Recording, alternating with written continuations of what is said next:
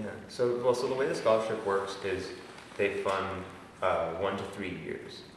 And so I've actually only applied for a program that's going to take up my first year so far.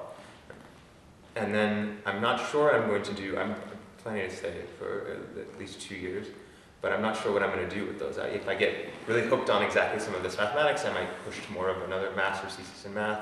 One of the other reasons I'm really interested in this is because I'm also interested in literature theory and linguistics, and it's kind of funny that a lot of the things we're discovering in the mathematics of quantum processes is about things like it's about understanding part and whole relationships, because in quantum mechanics, things become correlated. This thing you may have heard of is quantum entanglement, and this is about very strange correlations. It's about how a system of two parts is greater than if you were to separate these two things into parts.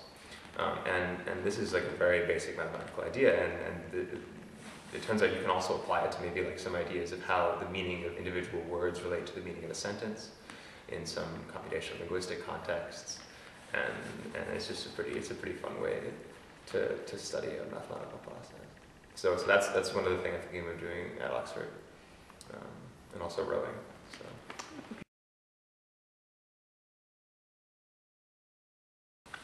I started rowing at my high school, freshman year, and it's sort of hard to describe because I had never heard of it really before. It's a very sort of special thing, and so I got hooked, and I had a lot of success. Yeah, well, a lot of how I figured out how to do that is from rowing. It's a constructed goal. Like where you're slapping sticks against the water as fast as you can compared to other people to try and like move this boat. But it's not easy, and rowing you can always work harder at rowing. It's a sport of conditioning. There's obviously some talent, but particularly lightweight rowing, where sort of everyone's the same size that you're competing against. There's not really a bunch of like genetic factors or born factors. It's just whoever trains the hardest, and it can't be just whoever individually trains the hardest, because it has to be 8 people. And so it's whoever can get those 8 people to work toward a common goal together the best. And this is the same thing that happens in research, and it's a challenge to get people to work together in that way, and it's in a very pure form in rowing.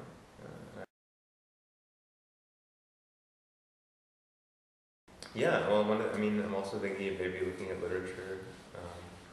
I'm doing this sculpture project now that I hope works out a little bit with a couple guys, where we're trying to take some of the sort of like novel materials that different scientists here at Yale work with.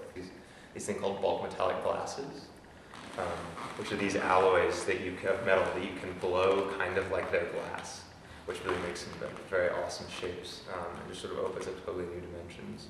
And the other thing is ferrofluids, which are these, it's so you suspend iron nanoparticles in oil, and it becomes a magnetic fluid, and you can play with it with electromagnets. And so we're like trying to put something together now to figure that out. When I was talking earlier about how you can see these underlying mathematical structures relating between physics and computational linguistics, I just think it's interesting to think about how physics is in many ways about constructing a new language and a new intuition.